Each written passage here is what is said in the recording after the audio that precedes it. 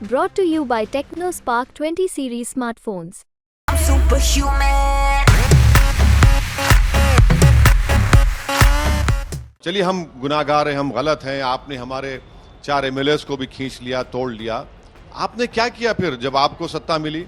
1% लोगों के पास देश की 40% दौलत है। ये मोदी की गारंटी है। गवर्नमेंट का डेटा है कि जो मुस्लिम वुमेन का फर्टिलिटी रेट है वो बहुत गिरा है। ये बात सच है। पॉपुलेशन जो ग्रोथ है वो भी गिरा है और मुस्लिम पॉपुलेशन स्टेबलाइज होगा हिंदू पॉपुलेशन के साथ एक 40 साल के बाद। ये भी गवर्नमेंट का डेटा कहता है। इस देश में Muslim population majority Hindu population आगे जाने वाला नहीं है। 26 अप्रैल को सीमांचल में दूसरे चरण का मतदान होना है और सीमांचल वो क्षेत्र जो कि मुस्लिम बहुल है और इसीलिए दिलचस्प बात यह है कि अब दूसरे चरण के मतदान से ठीक पहले एआईएमआईएम की एंट्री तो यहां हो चुकी है। खासकर असदुद्दीन ओवैसी जो कि एमआईएम के प्रमुख हैं वो सीमांचल पहुंच चुके हैं और लगातार यहां पर कैंप कर रहे हैं और आज हमारे साथ बातचीत करने के लिए खुद ओवैसी साहब यहां मौजूद हैं। आज तक से बात करने के लिए बहुत बहुत धन्यवाद ओवैसी साहब। सबसे पहले ये बताइए, आप सीमांचल में आ चुके हैं, पिछले 3 दिनों से कैंप कर रहे हैं, क्या माहौल है? क्या लगता है कि इस बार लोकसभा के चुनाव में आप लोग कोई करिश्मा दिखा पाएंगे? नहीं, हमको पूरा यकीन है कि किशनगंज की जो पार्लियामेंट की सीट पर हम लड़ रहे हैं, यहाँ से हमको गैर मामूली स्पॉन्टेनियस सपोर्ट मिल रहा है और हमको यकीन है कि इंशाल्लाह 26 तारीख के दिन वो वोट में तब्दील होगा और यहाँ से हमारे जो सीनियर लीडर हैं, अभी एमएलए हैं, वो इंशाल्लाह नए एमपी बनकर यहाँ की गरीब आवाम की नुमाइंदगी करेंगे। लेकिन ओवैसी साहब, आपकी पार्टी ने ऐलान किया था कि बिहार में 11 सीटों पर चुनाव लड़ेंगे। उसके बाद ऐलान हुआ कि 15-16 सीटें लड़ सकती हैं, लेकिन फिर एक ही सीट आखिर क्यों आपकी पार्टी लोकसभा में लड़? तो अभी देखिए, 26 तारीख का चुनाव हो जाने दीजिए, फिर उसके बाद हम लोग फिर से बैठ के बात करके इस पर गौर करके फैसला लेंगे। तो उम्मीद है कि आप लोग और लड़ सकते हैं क्या इसके बाद? अभी तो हम बता नहीं पाएंगे, मगर जरूर इस पर बातचीत होगी, तफसील से गुफ्तगू होगी और पार्टी के जिम्मेदार फिर फैसला लेंगे। वैसे सब कुछ राष्ट्रीय मुद्दों पर हम आपसे बात करना चाहेंगे। बड़ा एक विवाद चल रहा है रीडिस्ट्रीब्यूशन ऑफ वेल्थ को लेकर, जो एक नई चर्चा छिड़ी है। कांग्रेस के मैनिफेस्टो में जो बात डाली गई थी रीडिस्ट्रीब्यूशन ऑफ वेल्थ को लेकर, उसके बाद प्रधानमंत्री नरेंद्र मोदी ने उस बात को आगे बढ़ाया है अपने तरीके से। आपकी क्या राय है? आखिर ये विवाद में आपका क्या टेक है? देखिए, मैं किसी पार्टी के मैनिफेस्टो पे बात करना पसंद नहीं करूंगा। वो पार्टी के लोग खुद बताएंगे, मगर हमारे एक डायरेक्टर प्रिंसिपल भी तो है संविधान का वेल्थ के बारे में, तो हमको उसको ही देखना है। तो उस डायरेक्टर प्रिंसिपल को तो हम भूल गए और सिर्फ एक ही 2 डायरेक्टर प्रिंसिपल हमको याद रह गए। तो ये तो नहीं हो सकता ना कि अगर आप डायरेक्टर प्रिंसिपल अगर लेंगे तो सब डायरेक्टर प्रिंसिपल को लीजिए। शराब की पाबंदी का भी है उसमें, क्या ये भी है, कई चीजें हैं। तो हम लोग सिर्फ एक ही डायरेक्टर प्रिंसिपल कैसे पकड़ेंगे, 1 या 2? तो डायरेक्टर प्रिंसिपल्स पूरा लेना पड़ेगा आपको फिर। तो ऐसे में प्रधानमंत्री ने जो बात कल कही है राजस्थान की उस सभा में कि जो बात कह रहे हैं कि गोल्ड है वो ले लेंगे और वेल्थ का जो फिर रीडिस्ट्रीब्यूशन होगा वो एक कौम को जाएगा, या फिर घुसपैठिए के वो जिक्र कर रहे हैं, या फिर कह रहे हैं उनके पास चला जाएगा जो जिनके पास बच्चे ज्यादा होते हैं। तो ओवैसी साहब इस पर क्या सोच रहे हैं? ये प्रधानमंत्री ने जो बात कही है, हमको एक बात समझ में नहीं आ रही है कि आज प्रधानमंत्री ये सब बातें कह रहे हैं कि बच्चे ज़्यादा पैदा कर रहे हैं, घुसपैठियाँ हैं। पहले हमको प्रधानमंत्री से ये पूछना चाहिए कि देश की वेल्थ के ऊपर फर्स्ट राइट किसका है? 1% लोगों के पास देश की 40% दौलत है। ये मोदी की गारंटी है। और दूसरा ये है कि जो आम हमारे जो हिंदू भाई बहन हैं, उनको मुसलमानों का खौफ दिलाना, ये कंसिस्टेंट उनका बिहेवियर रहा है। अब बच्चे ज़्यादा पैदा कर रहे हैं। भाई, गवर्नमेंट का डेटा है कि जो मुस्लिम वुमेन का फर्टिलिटी रेट है वो बहुत गिरा है। ये बात सच है। पॉपुलेशन जो ग्रोथ है वो भी गिरा है और मुस्लिम पॉपुलेशन स्टेबलाइज होगा हिंदू पॉपुलेशन के साथ एक 40 साल के बाद, ये भी गवर्नमेंट का डेटा कहता है और एक्सपर्ट्स की स्टडीज बोलती हैं, और कभी भी इस देश में Muslim population majority Hindu population आगे जाने वाला नहीं है। तो अफसोस की बात यह है कि एक बड़े ओहदे पर फायज होने के बावजूद भी नरेंद्र मोदी को इस तरह की इनडिग्निफाइड बातें करनी पड़ रही हैं। वो ही बात कर रहे हैं कि वो जो 2002 में जब रिलीफ कैंप के बारे में उन्होंने कहा था। अब आप हमको ये बात समझाइए, अगर कोई दक्षिण भारत के स्टेट्स के लोग ये कहना शुरू कर दें कि हम बच्चे भी कम पैदा कर रहे हैं, भारत के एक्सचेकर में सबसे ज़्यादा पैसा दक्षिण भारत और मुंबई का है, हमारे पास पार्लियामेंट की सीटें भी कम हैं, तो फिर इससे क्या मैसेज जाएगा? इस तरह की वाहियात बात करके देश के प्रधानमंत्री ने तो अपनी छोड़िए जो अजीम ओहदे पर फायज हैं उसकी तौहीन कर दी, और वो देश को तोड़ने का काम कर रहे हैं। अब कौन बात करे? अब ये अगर ये सवाल उठेगा तो क्या बोलेंगे प्रधानमंत्री, बताइए? आप समझ रहे हैं कितना उसका फार रीचिंग इंपैक्ट होगा। तो ये तो बात बिल्कुल गलत है। आप डर पैदा कर रहे हैं कि मुसलमान ओवरटेक कर लेंगे, घुसपैठी है।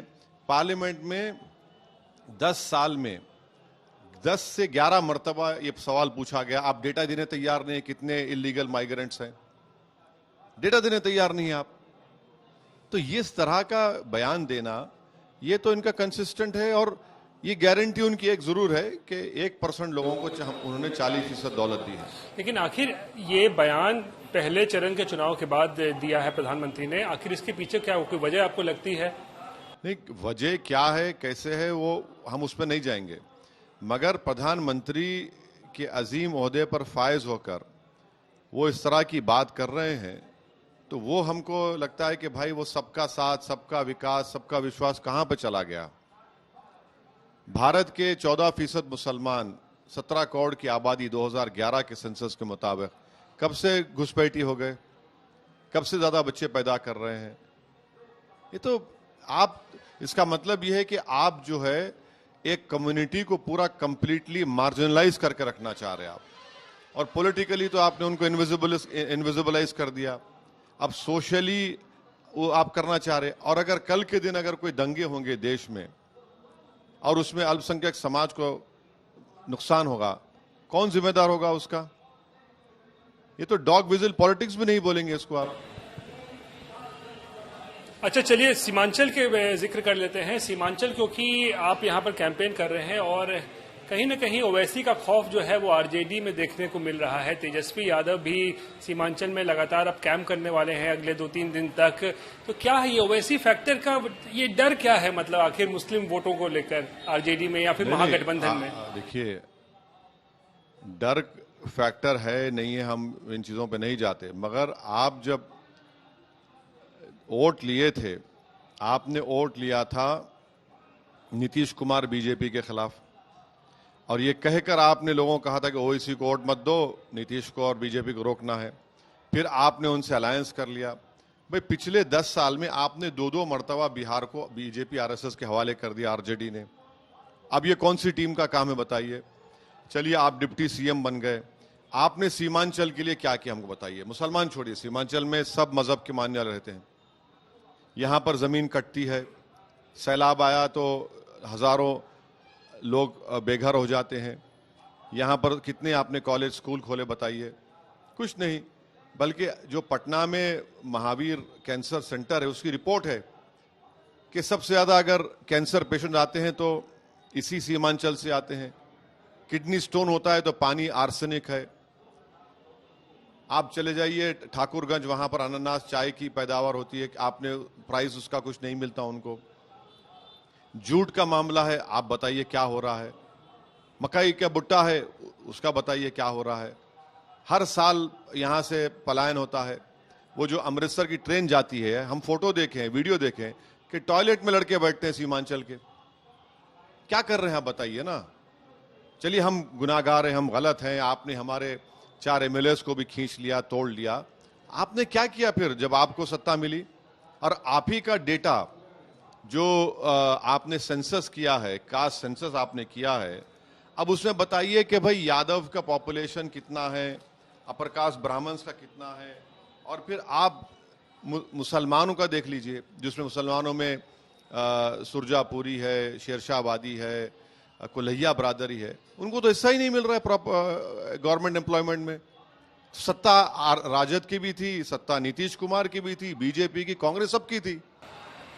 तो फिर हम किस लिए हैं बताइए, माइनॉरिटीज किस लिए हैं? लालू लेकिन अपने आप को एमवाई की पार्टी आई, आरजेडी एमवाई की पार्टी कहती है, लेकिन इस बार मान सुन ली 23 सीटों में से सिर्फ 2 मुसलमानों को टिकट दिया है। दो दिए हैं। क्यों दिए हैं 2 आप? माने आप 14% यादव हैं, 17% मुसलमान हैं, और आप 2 टिकट देते हैं, और आप 9 यादवों को देते हैं, और फिर भी आप बोलते हैं कि हम एमवाई हैं, सामाजिक न्याय करेंगे। तो ये तो बिहार का अल्पसंख्यक समाज और वो लोग जो सामाजिक न्याय को बड़ा करीब से देखते हैं और मानते हैं, वो सब देख रहे हैं इन चीजों को। तो वैसे तब क्या लगता है, आरजेडी को लगता है कि मुस्लिम वोट बैंक जो है वो पॉकेट वोट बैंक है मेरा, कहीं नहीं? वो ये समझ रहे हैं कि इनको जैसे भी आप ट्रीट कर लो, इनको तौहीन कर लो, इनको आप बिल्कुल कुछ मत दो, ये हमारे गुलाम हैं, इनको गुलामों की तरह ट्रीट करेंगे। ये तो नहीं होने वाला है। आज एमआईएम एक विकल्प है, एक पॉलिटिकल वायबल ऑल्टरनेटिव है, और उसके बावजूद भी अगर वो अहंकार का शिकार है तो ठीक है। आप देखिए जब नतीजा आएगा, इनको इसका खैमियाजा भुगतना पड़ेगा इंशाल्लाह। तो ओवैसी साहब एक चीज है, लेकिन आपको हमेशा कहा जाता था बीजेपी की बी टीम, तो चले कहा जाता है, इस बार आप क्या कोई इंडिया गठबंधन से कोई आपका तालमेल या कुछ ऐसा हो गया है? आप बड़े एग्रेसिव नहीं नजर आते हैं, चाहे वो महागठबंधन हो या फिर इंडिया अलायंस के जितने भी गठबंधन के साथी, उसको लेकर आप एग्रेसिव नहीं है, तो उम्मीदवार नहीं खड़े कर रहे हैं उन राज्यों में जहां पर इंडिया गठबंधन मजबूत है। कहाँ पे बताइए? यहाँ पर तो हम कैंडिडेट बिहार ही की मैं बात चलिए कर लीजिए, एक ही आपने खड़ा किया। नहीं, यहाँ पर तो हम अपने कैंडिडेट खड़ा किए। पिछले बार भी हम एक ही कैंडिडेट खड़ा किए थे। पिछले बार जब 2019 में हमने यहीं पर खड़ा किया था। अब आइंदा जो फेजेस में इलेक्शन होगा उसमें बैठ के बात करेंगे। यूपी में हम तो हमारी बहन पल्लवी पटेल के साथ हमने अलायंस किया है, पीडीएम बनाया है। हम 25 तारीख को जा रहे हैं, उनके साथ जनसभा कर रहे हैं, कैंडिडेट्स वहाँ खड़ा करेंगे। फिर महाराष्ट्र में इम्तियाज जलील हमारे पार्टी प्रेसिडेंट है, हमने औरंगाबाद से हटकर भी कई जगह पर अपने कैंडिडेट्स का ऐलान किया है। ऐसा नहीं है कि नहीं कर रहे हैं, हम अपनी पार्टी की स्ट्रेटेजी के लिहाज से फैसला करते हैं। नीतीश कुमार को किस तरीके से आप देखते हैं? बिहार की राजनीति में एक बड़े फैक्टर है नीतीश कुमार भी। क्या देखते हैं कि देखना क्या चाहिए? उनका जो मेरे ख्याल से दुनिया के जितने जिम्नास्ट हैं वही परेशान हो जाएंगे उनके इतने सोमरसॉल्ट से, इतने उनके यू टर्न से। क्या क्या नहीं उन्होंने कहा था, कितनी बातें कही थी, हमको गालियां दी कि ये ओवैसी फुला है, ओवैसी बी टीम है, ऐसा है, फुला है, अब देश बचाओ, बीजेपी को भगाओ, मोदी हटाओ, क्या क्या बातें कही थी। आज आप उन्हीं के गोद में बैठ जाके बैठे हैं, उन्हीं से बात कर रहे हैं, और फिर बोल रहे हैं कि हम कसम खा रहे हैं। तो कौन इनको ट्रस्ट करेगा? कौन इनके बात का भरोसा करेगा? सीमांचल में है हम इस वक्त, इसलिए पूछ रहा हूँ ये सवाल। सीएए तो लागू हो चुका है, यूनिफॉर्म सिविल कोड भी अगला बीजेपी का एक कह सकते हैं एजेंडा है, और एनआरसी भी है। इसको लेकर नहीं, सीए के हम खिलाफ थे और खिलाफ रहेंगे। CAA के ताल्लुक से सब देश को समझने की जरूरत है, और खास तौर से सीमांचल की जनता को, कि CAA अकेले नहीं है, CAA के साथ NPR NRC भी आएगा। जब NPR NRC आएगा तो लोगों को अपने अपने डॉक्यूमेंट्स दिखाना पड़ेगा, किसी के नाम पे ऑब्जेक्शन लगा दिया जाएगा, और सबसे ज्यादा तकलीफ होगी अल्पसंख्यक समाज, मुसलमानों को, दलितों को, आदिवासियों को। ये बराबर होगा। और अब लोग बोलते हैं कि हम जज्बात में ला रहे हैं। आसाम में supreme court monitored NPR NRC हुआ, दोनों सिटीजनशिप एक्ट के तहत होते हैं। 20 लाख लोग के नाम नहीं है, जिसमें 2 लाख मुसलमान थे। हेमंत बिस्व शर्मा ने कह दिया कि जो नॉन मुस्लिम है उनको हम CAA के तहत सिटीजनशिप दे देंगे, जो मुसलमान है फॉरेन ट्राइब्यूनल्स को जाए। तो ये तो कंप्लीटली अनकॉन्स्टिट्यूशनल है, ये डिस्क्रिमिनेशन किया जा रहा है। और आपकी पूरी साजिश ये है कि स्टेटलेस बनाया जाए, इन लोगों को स्टेटलेस बनाया जाए, परेशान कर दो इनको। मैं आसाम की एग्जांपल दे रहा हूं ना, ये हेमंत बिस्व शर्मा का ऑन रिकॉर्ड स्टेटमेंट है। तो CAA सिर्फ CAA नहीं है, CAA NPR NRC के साथ ही देखना पड़ेगा आपको। आपका मेरा नाम आ जाएगा गवर्नमेंट के ऑफिस में जब NPR NRC होगा। कोई मेरे नाम पे ऑब्जेक्शन डालेगा तो बर्डन ऑफ प्रूफ मुझ पर होगा बताने के लिए। अब हमारे पास 7 या 8% लोगों के पासपोर्ट है, आधार कार्ड प्रूफ नहीं है भारत की सिटीजनशिप का, कहां से लाके बताएंगे? तो आप ये सब कर रहे हैं, और ये सब चीजें होगी। अब uniform civil code, uniform civil code जो उत्तराखंड में बीजेपी ने लागू किया, वहां पर आपने कह दिया कि मुसलमान की शादी निकाह से नहीं होगी, स्पेशल मैरिज एक्ट के तहत होगी। स्पेशल मैरिज एक्ट में निकाह का खुतबा नहीं होगा, स्पेशल मैरिज एक्ट में मेहर देने का कॉन्सेप्ट ही नहीं है, तो मैं शादी कैसे करूं? मेरी शादी कैसे होगी बताइए? अच्छा, डिवोर्स का तरीका मैं किसी और धर्म का क्यों अपनाऊं? मैंने आपका तरीका, किसी और का तरीका अच्छा मेरा खराब क्यों है? आपके मॉरल्स आप मुझ पर क्यों इंपोज करेंगे?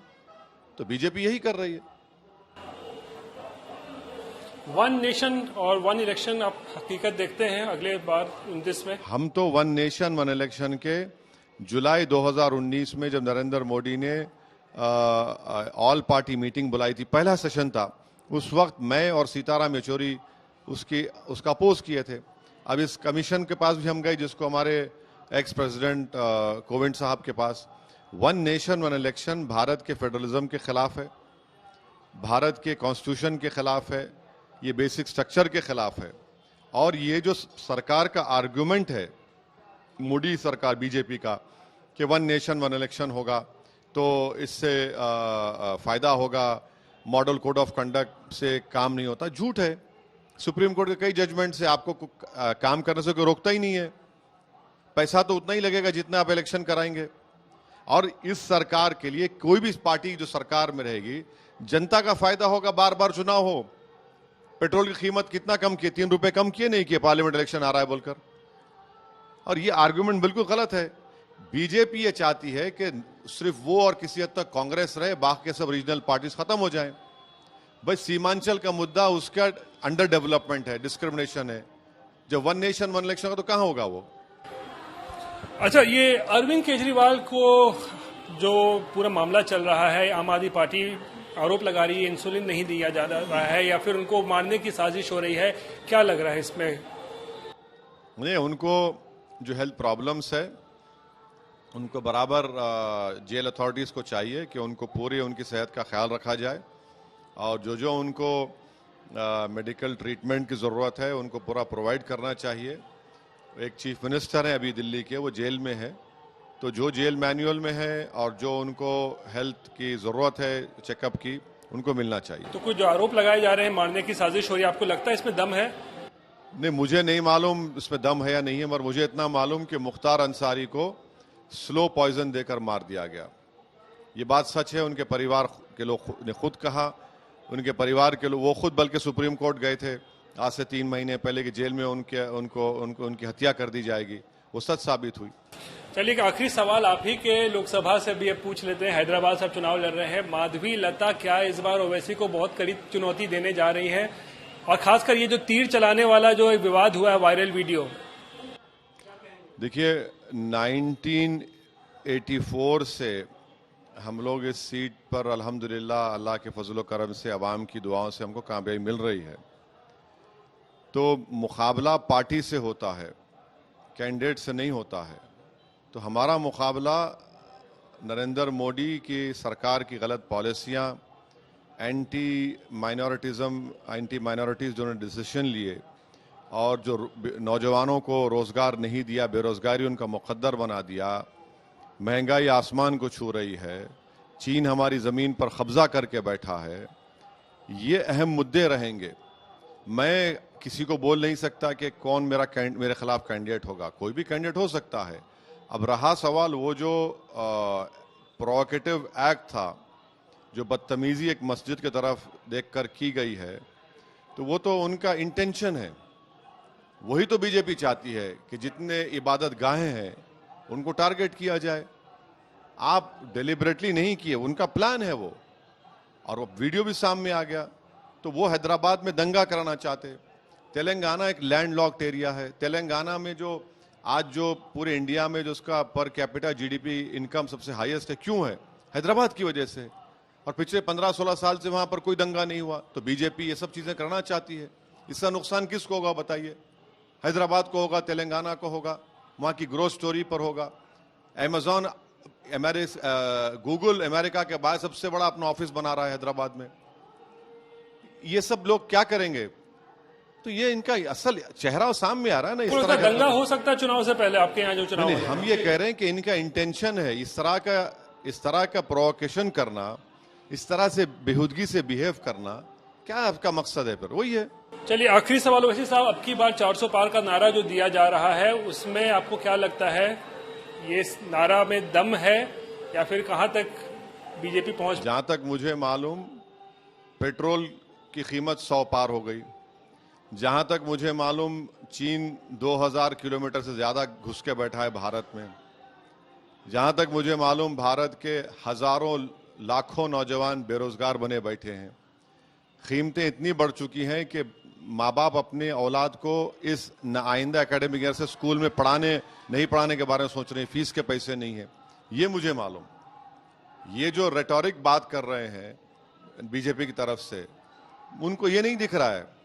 इनको ये दिखना चाहिए देश की जो गरीब जनता की फिक्र तकलीफ है। आप तीसरा टर्म देख रहे हैं कि बीजेपी को मिल सकता है मोदी को? देखिए, जमहूरियत में जनता फैसला करने वाली है और हमको उम्मीद है कि जनता इन तमाम इश्यूज को देखकर अच्छा फैसला करेगी और बीजेपी को दोबारा इख्तिदार पे आने नहीं देगी।